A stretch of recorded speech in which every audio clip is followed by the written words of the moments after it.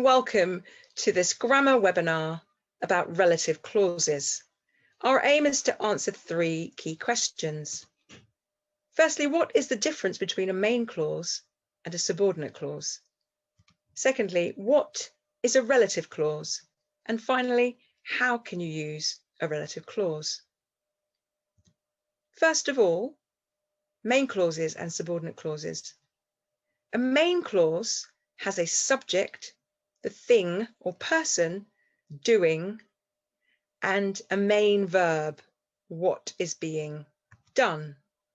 So for example, I give you my word. The subject is I and the main verb is give. Henrik hid the book under the chair. The subject is Henrik and the main verb is hid. Riley was nervous and excited. The subject is Riley and the main verb is was. The subordinate clause is used to add additional information to a sentence. So although it contains a verb and it may even contain a subject, it can't be a complete sentence on its own because it won't make sense standing alone. For example, although you might not trust me, it doesn't make sense on its own.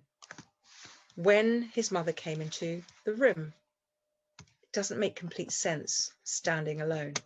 And even before the head teacher had announced the winner, it doesn't make sense on its own. However, if we add the main clause with the subordinate clause, they now begin to make sense. I give you my word, although you might not trust me. It's a complex sentence. There's a main clause and a subordinate clause. Henrik hid the book under the chair when his mother came into the room. There's a main clause and a subordinate clause. Riley was nervous and excited even before the head teacher had announced the winner.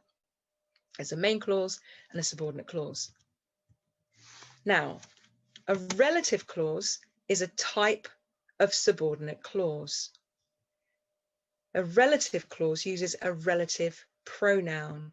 And here is a list of some relative pronouns: who, which, where, when, whose, that, whom, whoever. And they show the person, the place, the animal. They refer to a time or a place or a possession.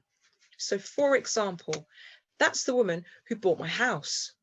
The relative pronoun is who, and the relative clause is who bought my house. It's referring to a specific person.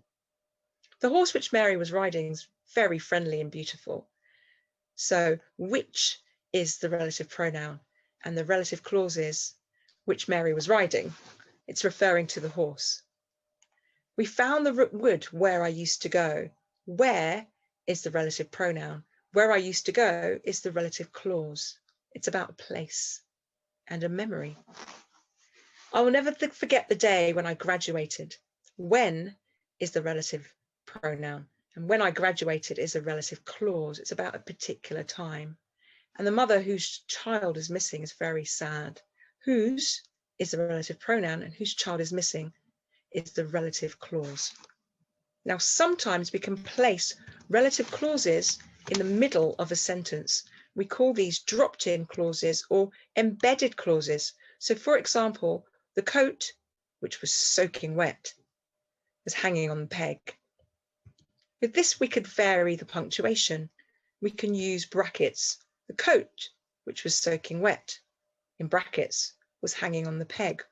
Or we could even use dashes. The moon, which was glowing like a crystal ball, hung high in the midnight sky. So the relative clause, in each case, beginning with the relative pronoun which, has been embedded or dropped in to the center, the middle of the sentence, rather than being placed at the end. So why would you use relative clauses? They're very useful for readers. They add detail, they add humor and variety to increase interest for your readers. So for example, the baker, who was a greedy fellow and cared very little about establishing a profitable business, ate all the buns himself. So the relative clause that's dropped into the middle, beginning with the relative pronoun who, is telling us about this baker who's much more interested in eating than he is in profit. The pirates, whose behaviour was similar to a pen of disgusting pigs, were discovered head first in a barrel of rum. This relative pronoun beginning with the relative clause beginning with the relative pronoun whose is adding humour and disgust and exaggeration to the pirates. And then finally, the football stadium, where our team had been defeated so catastrophically, stood empty in the moonlight.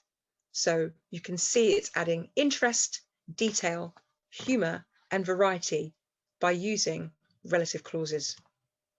So quickly to recap, what's the difference between a main clause and a subordinate clause? Well, the main clause can stand on its own and the subordinate one can't. What is a relative clause? It's a subordinate clause that starts with a relative pronoun. And how can you use them? You can use them to add interest and humour for your readers. I hope now you feel confident that you can use relative clauses in your own writing. Thank you for